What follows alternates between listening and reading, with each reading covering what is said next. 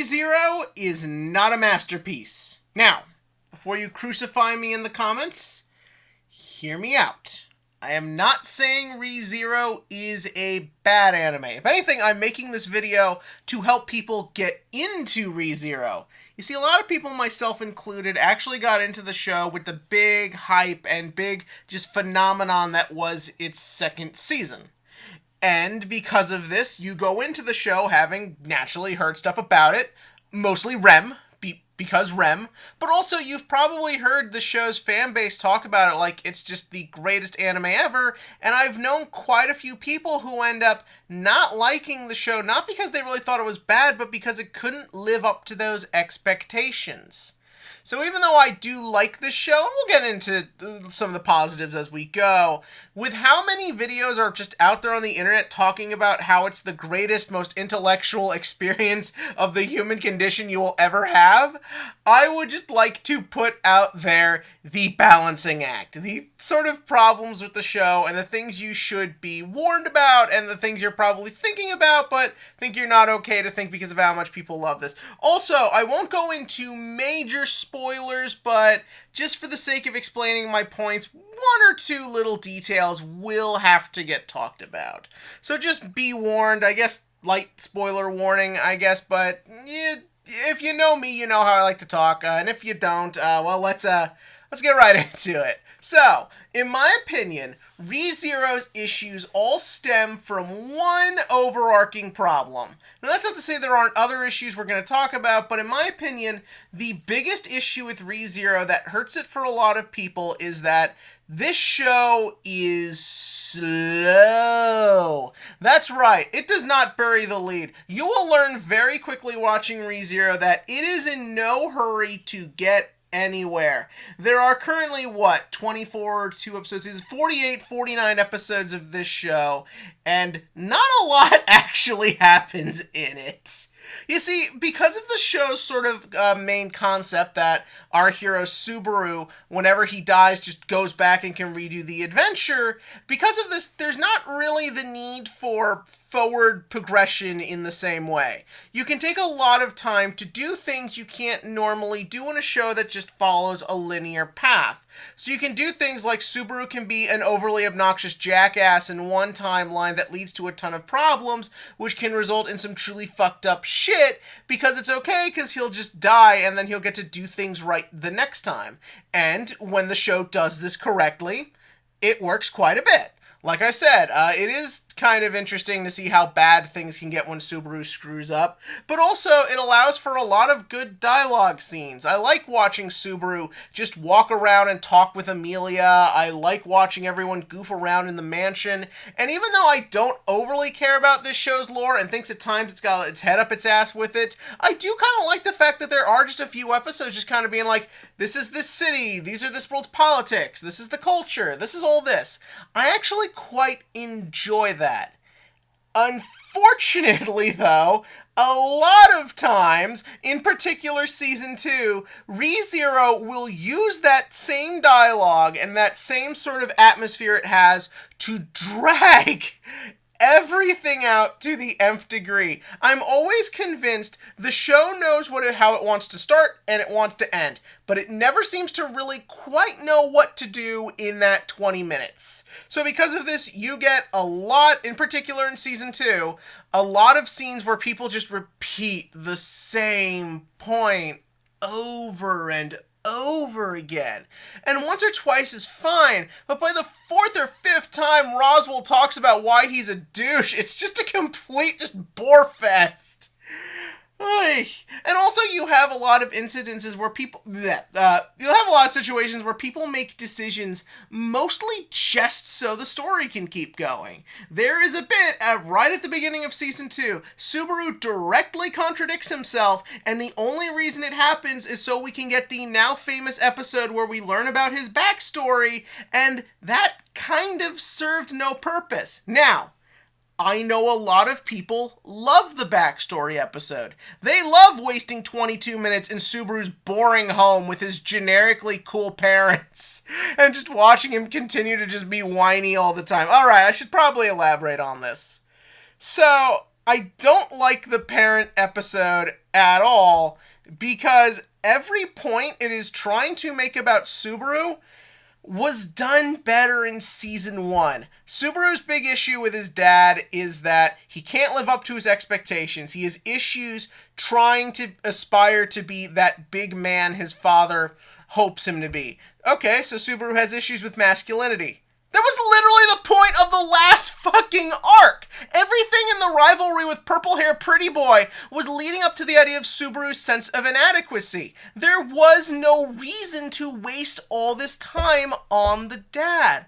1 or 2 minute flashbacks would have been perfect. A nice way to tie it in with his rivalry with the purple haired dude and with what Amelia later has to go through, I think really would have been nice. But when you just spend all this time and so much of it is just wasting time on nothingness, considering it never even really gets brought back up again. When Subaru later tries to help Amelia with her past, he never brings up his own. He just repeats stuff he has already said to her in other better scenes. Also, while we're on that note, when this whole sanctuary shit started and things start going the way they go with Amelia, I remember thinking to myself, the resolution here is for Subaru to just give her a pep talk like she's always doing to him.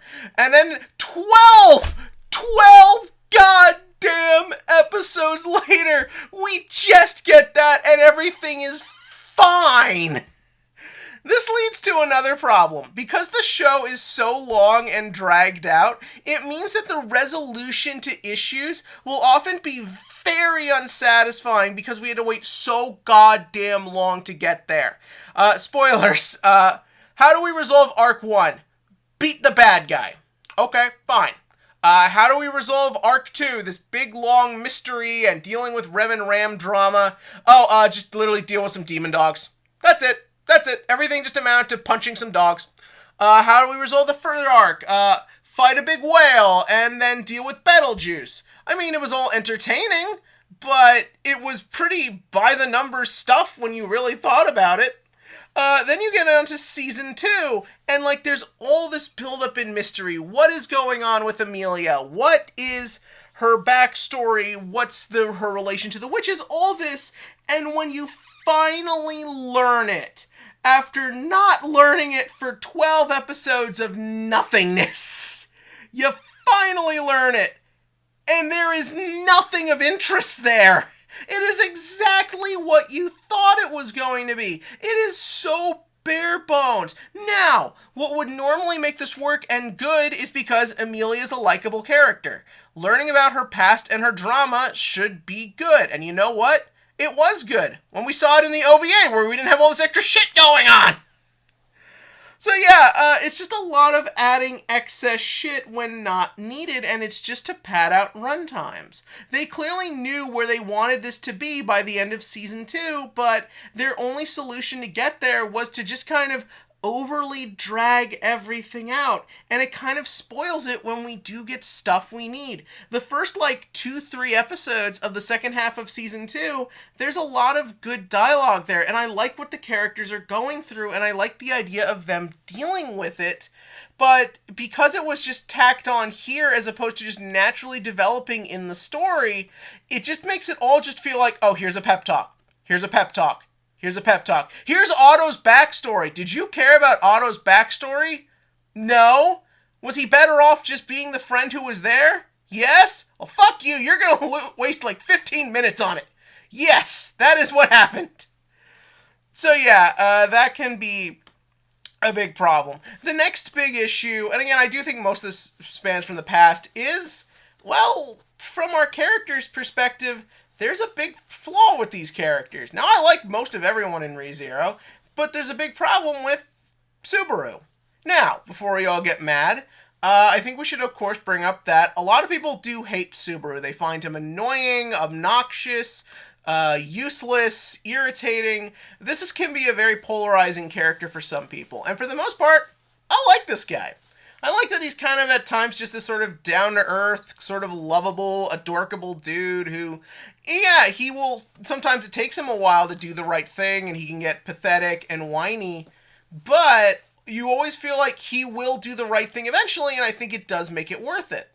The problem with Subaru is that after a certain point, the story becomes so Subaru-centric, no one else really has any identity to their own besides how awesome they think Subaru is. There are many conversations in the show, in particular the ones that go on too long, that is basically just people talking about how awesome Subaru is, or how Subaru has changed their life, or what would Subaru do, and it kind of spoils them. So many of these characters are fascinating, interesting people who I love learning different things about them, but then when all it just amounts to is talking about our just kind of everyday man protagonist, I kind of feel like it gets wasted. There's a great conversation between Amelia and Roswell that got great the 5-minute mark went by and they stopped talking about fucking Subaru.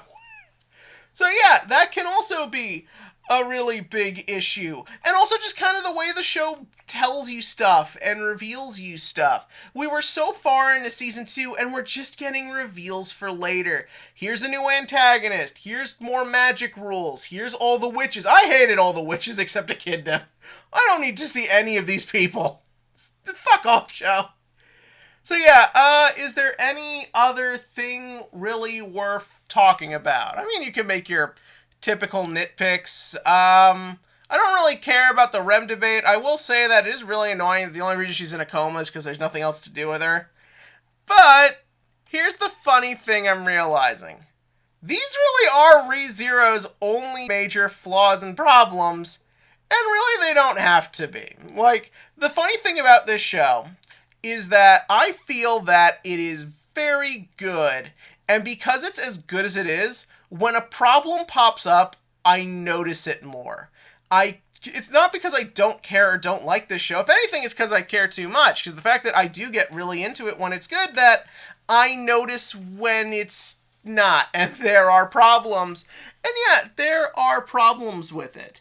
But that doesn't hamper my enjoyment. And I think part of that is that, and this might be a bit of a problem for some, I kind of feel like the story sort of shifted gears at a certain point. Now, obviously, I don't really know anything about the author. I haven't read interviews, but this is what it feels like watching his material play out and just stuff I've heard about the light novels.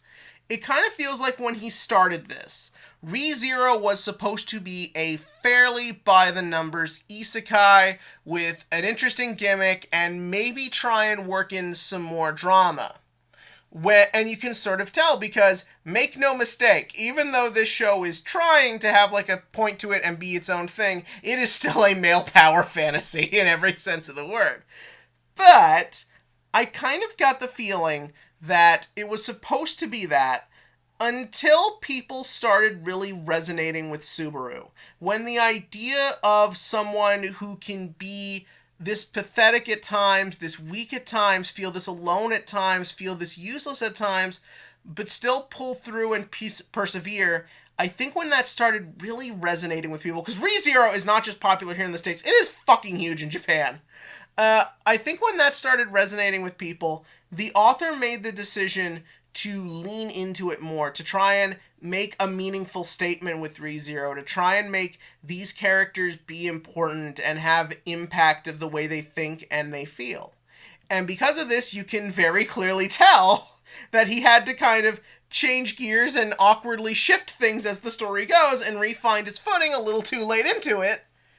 But I can't fault the guy for wanting to do something big here. I can't fault him for wanting to make something really great and try and tell people something and relate to people and make them feel something.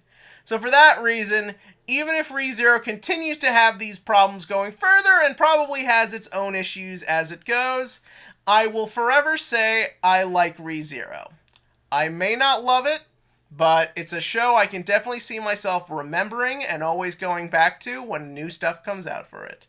But what did you think? In the comment section below, give me your thoughts on ReZero. Do you like it? Do you hate it? Do you have these problems? Do you think I'm just completely wrong on everything? Tell me that below. And as always, click to like, click to subscribe, and fuck you, Rem fans, Team Amelia all the way!